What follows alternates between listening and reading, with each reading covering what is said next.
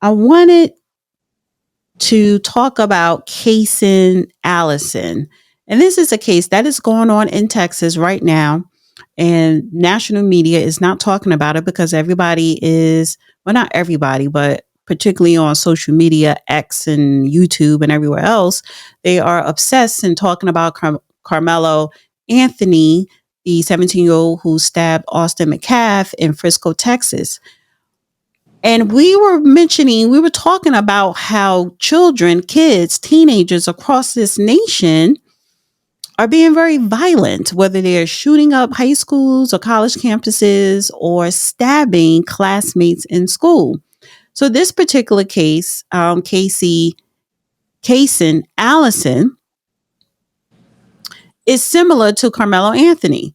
But I want to quickly go through a timeline just to get people up to speed as to, what is going on. So Caysen Allison is accused of fatally stabbing Joe Ramirez in a Belton High School bathroom in 2022 and faces a murder charge that could land him in prison for life. So May 3rd, 2022, an altercation broke out between Caysen Allison, the man accused of murder, and Joe Ramirez in the bathroom at the school shortly after 10 a.m.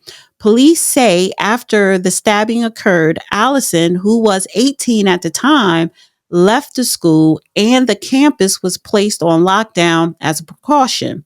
Allison was later taken into custody off campus shortly after 10 a.m., while Ramirez was taken to a local hospital in an effort to save his life, but was unable to recover and later died. Students were sent home early that day.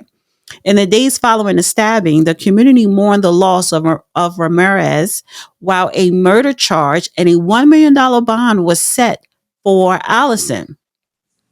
So according to the arrest affidavit, a few days after the incident, police were able to obtain video that showed Allison stabbing Ramirez during a fight in the bathroom where the incident occurred.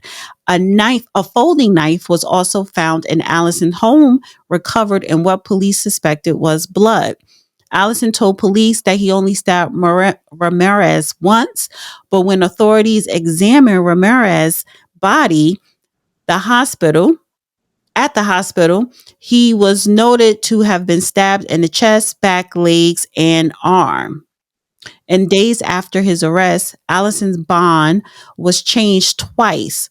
Once when he was charged with assaulting a family member on May 9th, 2022, which added $15,000 to his total bond amount.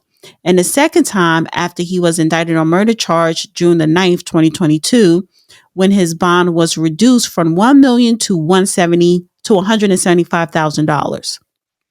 Allison later bonded out of Bell County Jail, but was required to wear an ankle monitor as a condition for being released from jail while legal proceedings took place and an eventual trial date was decided on. So, trial proceedings encountered delays. December 13th, 2023, a trial date was set for May of 2024, but it was delayed multiple times throughout the year. And now the trial has begun this past Monday, April the 14th, and is expected to conclude April 25th. And I want to play this clip here because this is what you're looking at. Anytime somebody pulls out a knife when it's a fist fight situation, that's a punk move. That's the girlishness of the person's upbringing because they have emasculated the country and they've made emotionalism something that is to be emulated rather than avoided or shunned. So we bring this on ourselves. Right. So I want to play this clip. This is from day one this week of the Caysen Allison self-defense trial. Part of the highly anticipated trial for Caysen Allison, who is charged with murder in the stabbing of Joe Ramirez at Belton High School back in May of 2022. News 10's Isabella Quintanilla was in the courtroom all day today. She joins us now outside the Bell County Justice Center with more from the first day of the trial. Isabella. Yes, that's right, Lauren and Gordon. The 156th District Court was packed today with families, friends, witnesses, and others, all who have been waiting nearly 3 years to learn the fate of now 21-year-old Caysen Allison. We first heard from the state prosecutors who are charging Caysen Allison with murder, saying he was intentionally cutting and stabbing Joe Ramirez, to which Allison pleaded not guilty. His defense attorneys then gave their opening statement implying it was self-defense. Defense attorney Zachary Boyd told the jury, quote, Caysen was in the fight for his life, where he was jumped by 5 friends, end quote. We heard from 5 state witnesses today, including a 911 record custodian, the Belton ISD Director of Safety and Security, 2 teachers who saw the aftermath of the stabbing, and the school nurse. At the start of the trial, they played 5 911 calls from 2 staff members, 2 students, and a parent. In one of those calls, a girl identified Caysen, claiming she saw him running through the parking lot with a bloody nose. They then played security footage from several cameras showing Joe and 3 others walking into a bathroom, Caysen and another boy walking in shortly after. 5 boys, including Joe, then ran out of the bathroom and split up, with Caysen once again running out shortly after. We also saw footage of Joe running down the main hallway, bleeding onto the floor and then collapsing. Blood immediately began to pool as teachers and staff quickly surrounded him. Many of Joe's family and friends were in tears as they watched this all play out. One witness, the first to get to Joe, said, quote, his breathing was rapid and shallow. It appeared to me as if he had a punctured lung. Another witness, the school nurse, said they gasped when they cut open Joe's shirt, finding a gaping wound across his left chest. She also shared that a student that had been in the bathroom was brought to the nurse's office and was on the phone with his mom saying, quote, Caysen stabbed Joe. Now, at this time, we are still hearing from state witnesses, and the trial will resume tomorrow at 9 a.m., but we will, of course, be keeping you updated throughout this trial. You want to share any thoughts on that so far? It's always a punk play when somebody comes out and pulls out a knife at a fist fight. Now, as I said, I don't think you should run away from a fight, but if it gets to be overwhelming, get up and leave. You don't need to say, I'm going to stay here and go knife somebody. That's just a punk play. That's not even a gang fight. That's just... But here's the thing, because now it's testimony coming out that he was jumped. So there are other guys involved. That's what most fights are. Not most, but a lot of them are in high school. And, well, I don't know what the hell these punks do these days. But when I was growing up, that was quite often the scenario. So, you know, this is human history. And we've got these deviances over the last few years since we've effeminized the country so much. So the difference right now with this and Carmelo, first of all, there's no evidence that has came in yet with the Carmelo Anthony case. Everybody's running around on social media as if they know the evidence. No evidence have come in.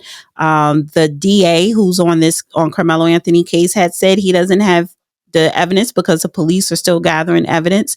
Carmelo Anthony has not been indicted. The grand jury is not going to be put together until June. So in this particular case with Caysen Allison is similar in a lot of ways, but they already, you know, this is the trial. This is when all of everything, all the evidence will be presented and both sides can argue. He is saying self-defense. And now, you know, I have a feeling that a lot of people, especially young people, are going to try to use self-defense and also want to bring into the fold the race issue, right? This is a white guy. And Carmelo Anthony is a black guy. But when you go on social media, you have people making this into a race issue. But the issue isn't about race.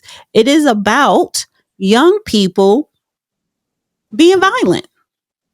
Yeah, so, you know, I was so vociferous, vehement on this with Tuesday's X Space because as this kind of nonsense percolates through social media, kids listen to this and they think this is justified because they hear some ignorant bozo pontificate about it is. It's not. See, when you say I engaged in self-defense, and the self-defense effort involves the use of deadly force, were you in a situation where a jury will buy your claim that you were reasonable in believing that you were going to be killed or suffer life-threatening injuries or something that would be leaving disfigurement, disability, or would take a long and painful time of recovery? If you are not facing that, and it's not under circumstances that a jury is likely to buy, you're way out there on thin ice, a long way from shore, and the water is awful, awful cold. If you go take somebody's life and all you are is just scared of getting a behind whipping. So I want to play this second clip. This is day 2 of the Caysen Allison trial. He didn't want to fight. That's what 2 former Belton High students said about Caysen Allison in court today. The trial of the suspect accused of stabbing and killing Joe Ramirez resumed this morning in Bell County, bringing 4 new witnesses to the stand. News 10's Madison Herber has been in court all day and joins us live now with more on what was uncovered. Madison? Good evening, Lauren and Gordon. The witnesses included 2 people who were former students that were in the bathroom the day that fight broke out, Tito Shamel and Angel Murillo. Shamel explained to the court that he was a good friend of Joe Ramirez and was in the bathroom with Ramirez and Allison when chaos ensued, and he even caught a portion of that altercation on video, which was shared today with the jury. And there was also a Belton Police Department detective who revealed the crime scene photos from that day. And then there was also a friend of Allison's and an acquaintance of Ramirez, Raina Barber. She took the stand and explained to the court how she was trying to calm Ramirez down just moments before the fight broke out. Now, the photos from the crime scene followed a trail of blood droplets around part of the school, leading to a pool of blood where Ramirez collapsed. The detective explained that it was after getting photos of the scene, he talked to a witness who provided a statement and video of the fight that started in the bathroom. Video was replayed from yesterday showing the school hallway where you see the boys entering the bathroom and then leaving sometime later in a rush. And then the short video caught on Shamel's phone of what happened on the other side of the door was played. Shamel explaining that what he caught on video shows Ramirez taking the first swing at Allison, and then you see Allison pull out the knife before a loud scream is heard and the video cuts off. Barber said Allison didn't want to fight and just wanted to make it to graduation, and Shamel said in the moment it didn't look like Allison wanted to fight. Barber also said that Ramirez and his friends were known to fight, and Shamel saying Ramirez liked having his fights recorded, and that this fight was planned but no one expected it to happen on school grounds. Barber said it wasn't normal for Allison to have a knife on him, but she knew he had one because Allison told her he got one for protection. An altercation was described by former students that an argument broke out at a prom after party, and it was likely that Ramirez and Allison verbally fought over a girl. Shamel told the court that Ramirez looked surprised to see Allison in the bathroom that day, and you could feel the tension. This is one of the worst poisons that has been infused into American society. You have a verbal altercation. There is no such thing, and it causes the youth who grow up hearing this. They're 6, 7, 8, 9, 10, 12, 15, 17, and they've been hearing it all their lives. Arguing, yelling at somebody is not a combat. It is not an altercation, but mainstream media and the ignorant keep making it like it is. It is not. And to get the sense of it, sticks and stones may break my bones, but words will never hurt me. In other words, the hurt's supposed to be physical. But nowadays, if somebody has hurt feelings, that's supposed to be equivalent to broken bones. And this is one of the things that leads the youth who do these punk play things into the idea that when they're yelling at each other, displaying anger, that is, in fact, a fight. It is not. between the two. Barbara is seen talking to Ramirez on the hallway security footage, visibly upset. She started to cry as she explained to the court that she was trying to tell Ramirez that the fight isn't worth it because they are about to graduate. Court wrapped for the day just 20 minutes after a fifth witness was brought in, Josh Grimes, another good friend of Ramirez, who was also in the bathroom when the fight started. So they will be back here tomorrow morning at 9, where the defense will continue to question Grimes. Reporting live in. Okay, so do you think he has a case for self-defense? No, But damn. no. Again, you don't bring a knife to a gunfight and you don't bring a knife to a fist fight. Even it, well, okay, just say this is normal for kids in Texas or anywhere else to have a little For pop. anybody, if you're a man in Western society. So Colby Willow, see, manly art of self-defense. Fight fair when you're dealing with it mano a mano. Fight fair, and that is not a fair fight if you pull out a knife during the fist fight. That's punk play. so okay, pump play or not, can it be self-defense if you're being jumped? It happens all the time. But I mean, the question still is there. Before you can legally use deadly force, you have to be able to show that you were in danger of being killed or suffering life-threatening injuries or serious injury that leads to disfigurement, disability, or long-term recuperation. See, you're not entitled to use deadly force because it becomes an escalation hand to hand. And if you can't fight, turn around and run. That's the whole thing about you had to retreat. In other words, that was to prevent this kind of thing from happening, but that's an excessive thing too, because you cannot deprive a society of its ability to engage in self-defense without doing some incredibly bad things to that society, including being too dependent upon an authoritarian big brother for protection. That has its side effects, and they're worse than any other part because that encourages fascism, communism, and all sorts of other things.